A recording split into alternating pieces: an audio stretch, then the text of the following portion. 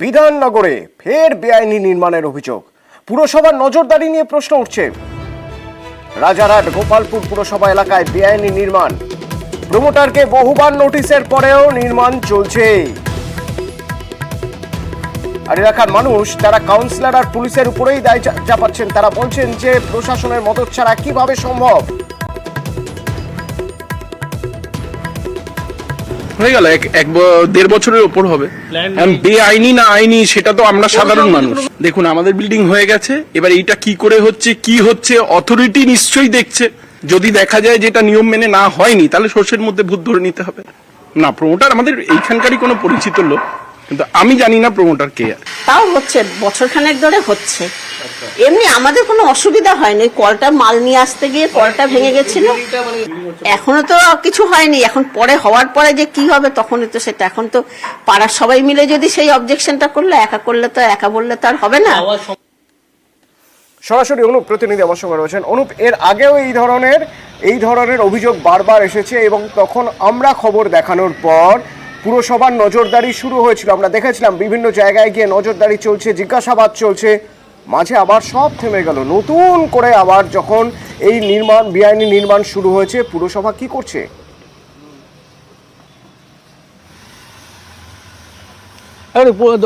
বিধাননগর জুড়ে যে বেআইনি নির্মাণ, সেই ছবি কিন্তু একেবারে রাজারহাট গোপালপুর পৌরসভা যখন ছিল সেখান থেকে কিন্তু একেবারে স্পষ্ট হচ্ছে। কেষ্টপুর থেকে শুরু করে প্রত্যেকটি জায়গা কিন্তু একেবারে এইভাবে বেআইনি নির্মাণ তৈরি হয়েছে। এর আগে গত বছর মে মাসে যখন নিউজ 18 বাংলার পক্ষ থেকে খবর সম্প্রচার করা হয়েছিল, সে সময় পৌরসভার পক্ষ থেকে কিন্তু একাধিক পদক্ষেপ নেওয়া হয়েছিল। সেখানে একাধিকভাবে নোটিশ করা হয়েছিল কাজ বন্ধের। তার পরবর্তী ক্ষেত্রে কিন্তু আবার যে আগের পরিস্থিতি ছিল সেই পরিস্থিতি, অর্থাৎ পৌরসভার যে নজরদারি, সেই নজরদারি নিয়ে কিন্তু ইতিমধ্যেই প্রশ্ন উঠতে শুরু করেছে। কাউন্সিলরদের যে ভূমিকা, এলাকার মানুষজন তারা কাউন্সিলরের মদত, অন্যদিকে পুলিশের মদত না থাকলে কিন্তু এই কাজ কোনোভাবে সম্ভব হয় না, এমনটাও কিন্তু এলাকার মানুষজন জানাচ্ছে। শুধু তাই নয়, এখন বিধাননগর জুড়ে যে বেআইনি ভাবে নির্মাণ তৈরি হচ্ছে, একেবারে রাজারহাট গোপালপুর যখন ছিল সেই তৎকালীন যে ঘষা প্ল্যান, অর্থাৎ তৎকালীন যিনি চেয়ারম্যান ছিলেন, বর্তমানে তিনি তৃণমূল বিধায়ক তাপস চট্টোপাধ্যায়, তার সই করা দেখা যাচ্ছে এবং সেই পুরনো ডকুমেন্টস দেখে কিন্তু এই বেআইনি নির্মাণ তৈরি হচ্ছে। নতুন যে বিধাননগর পৌর নিগম, তার কোনো কিন্তু বৈধ প্ল্যান নেই। যেখানে সেখানে এভাবে কিন্তু অবৈধ একাধিক নির্মাণ করা হচ্ছে, এমনই কিন্তু এলাকার মানুষ, এলাকার সব প্রত্যেকে কিন্তু অভিযোগ করছে। সেই প্ল্যান নিয়ে কিন্তু আগেও প্রশ্ন উঠেছিল, কিন্তু বেশ কিছু অসাধু ব্যবসায়ী তারা এই কাজ করছে। এই খবর যখন গত বছর সম্প্রচার হয়েছিল তখন কিন্তু পৌরসভার পক্ষ থেকে একাধিক পদক্ষেপ নেওয়া হয়েছিল, বিভিন্নভাবে কিন্তু যাতে লোন না পায় সরকারি বেসরকারি ব্যাংকগুলো, সেখানে কিন্তু চিঠি দিয়েছিল পৌরসভা। কিন্তু তার পরবর্তী ক্ষেত্রে কিন্তু আবার যেই পরিস্থিতি সেই পরিস্থিতি। এক্ষেত্রে বিধাননগরের মেয়র কৃষ্ণা চক্রবর্তী তিনি কিন্তু জানাচ্ছেন, মুখ্যমন্ত্রী মমতা বন্দ্যোপাধ্যায় তিনি যখন বলছেন এই সমস্ত কোনো বেআইনি কাজ করা যাবে না, বেশ কিছু অসাধু ব্যবসায়ী তারা এই কাজ করছে। এবং অন্যদিকে তিনি কিন্তু একেবারে কাউন্সিলর থেকে শুরু করে পুলিশ, বিধায়ক প্রত্যেকের দিকে দায় চাপাচ্ছে। তিনি বলছেন তাদের ওয়ার্ডে যদি কাউন্সিলর ওয়ার্ডে কাজ হয় সেক্ষেত্রে তারা জানবেন না, এমনটা হতে পারে না। কিন্তু এই কাজ যেমন গতবার বন্ধ করা হয়েছিল, এবারেও তিনি কড়া হাতে দমন করবেন এমনটা আশ্বস্ত করছেন। কিন্তু যে পৌরসভার ভূমিকা, দেখভালের ভূমিকা, এই সমস্ত নিয়ে কিন্তু প্রশ্ন উঠেই যাচ্ছে। ছোট 2 ফুটেরও গলি নয়, সেখানে কিন্তু লক্ষ্য করা যাচ্ছে বড় 5 তলা নির্মাণ করে উঠছে। সেক্ষেত্রে পৌরসভার পক্ষ থেকে বলা হচ্ছে এই ক্ষেত্রে কিন্তু তারা কোনো প্ল্যান দেয়নি। তাহলে কোন প্ল্যানে কাজ হচ্ছে? আর এখানেই প্রশ্ন উঠছে, তৎকালীন যখন রাজারহাট গোপালপুর পৌরসভা ছিল সেই পুরনো প্ল্যানেই কিন্তু এখানে বিধাননগর পৌর নিগমের প্রত্যেকটা ওয়ার্ড, সেই ওয়ার্ডে কিন্তু এইভাবেই কাজ শুরু হয়েছে। যেমন 17 নম্বর ওয়ার্ড কেষ্টপুর প্রফুল্ল কাউন্ট এলাকা, এখানে কিন্তু ব্যাঙের ছাতার মতো একাধিক এইভাবে নির্মাণ করে উঠছে। পাশাপাশি একেবারে দশদ্রন থেকে শুরু করে প্রত্যেকটি বাগুয়াটি এলাকায় এইভাবে কিন্তু আবারও বেআইনি নির্মাণের কাজ করছে বেশ কিছু অসাধু ব্যবসায়ী তারা। অনুপ, যখন একবার সঙ্গে থাকো একবার মেয়রের বক্তব্য আমরা শুনবো। আমরা এখন মেয়রের সঙ্গে যোগাযোগ করেছিলাম, তিনি কি বলছেন শুনবো। আমাদের কর্পোরেশন তাদের যত আমরা স্টেপ নিয়েছি, বন্ধ করে দিয়েছি, পুলিশকে বলে দিয়েছি এবং আমরা সেই বিল্ডিংয়ে ইনলিগাল কাজ বন্ধ লাগিয়ে দিয়েছি।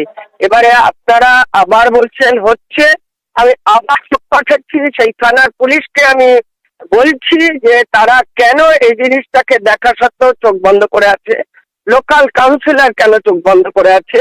বারবার বাংলার মাননীয় মুখ্যমন্ত্রী তিনি ইনলিগালে সরব হচ্ছে, আমি বিধাননগর মেয়র হিসেবে কাজগুলো বন্ধ করে দিয়েছি এবং আবার যখন আপনারা বলছেন, আবার আমি লোক পাঠিয়ে থানার সঙ্গে কথা বলে আমার কর্পোরেশনের যা করার আপনি নিশ্চিন্ত থাকবেন আমরা করব।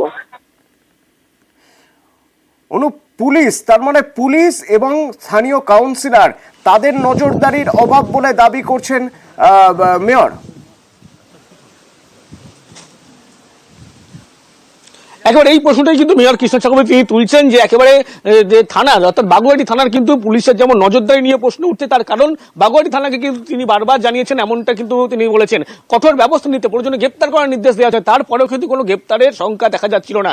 অন্যদিকে তিনি দায়ী করছেন কাদেরকে, যে ওয়ার্ডে ঘটনা ঘটছে কাউন্সিলরদেরকে, কে দাবি করছে, মেয়র দাবি করছে। আর এখানেই কিন্তু একেবারে কাউন্সিলরদের চোখ বন্ধ করে আছেন, পুলিশ চোখ বন্ধ করে আছেন, মেয়র এই দাবি করছেন এবং মেয়র জানাচ্ছেন আবার তিনি কিন্তু বাগুয়াটি থানাকে গোটা বিষয়টি জানাবেন এবং যে কটি থানা একেবারে বিধাননগরের মধ্যে বেআইনি প্রমোটিং হচ্ছে থানা পড়ে প্রত্যেক থানার আইসিদেরকে জানানো হবে, তারা যাতে কঠোর হাতে ব্যবস্থা নেওয়া হয়, প্রয়োজনে আইনি ব্যবস্থা দেখা যাক একেবারে এই ব্যবস্থা নেওয়া হয় কিনা। অনুপ, তুমি বলছিলে ঘষা প্ল্যানে কাজ হচ্ছে, অর্থাৎ তখন যে সময় রাজারহাট গোপালপুর পুরসভা ছিল এবং তৎকালীন চেয়ারম্যান তাপস চট্টোপাধ্যায়, তার সই দেখিয়ে নির্মাণ কাজ চলছে। তো তাপস চট্টোপাধ্যায় তার বক্তব্য শুনবো। এরকম ধরনের কোনো প্ল্যান থাকে দিন, তার বিরুদ্ধে এফআইআর করুন। প্রথমত আমাদের 2014 সালের 14ই জুলাই এবার 21শে জুলাই সম্ভবত আমাদের টেনিওর শেষ হয়েছে, তারপরে কোনো প্ল্যানে থাকার কথা না। আমিও শুনেছি কেউ কেউ কোনো একটা বৃত্ত এর কাজ হয়তো করছে। স্পেসিফিক অভিযোগ থাকলে বিরোধীদের ওপর তাদের সঙ্গে আমার সম্পর্ক ভালো। ইলিগাল প্রমোটিং এটা হচ্ছে একটা ন্যাশনাল প্রবলেম। দেখছেন মুখ্যমন্ত্রী নিজেও নির্দেশ দিয়েছেন, বিরোধীদেরও বলবো, যে বিরোধী বন্ধুদেরও বলবো, এরকম কোনো বিষয় থাকলে আপনাদের মাধ্যমে যদি আমার কাছেও প্লেস করেন, আমার কাছে আসেন, আমি তাদের বিরুদ্ধে আইনত ব্যবস্থা নেব। একটা ডকুমেন্টস আমি এরকম ডকুমেন্টস চাইছি।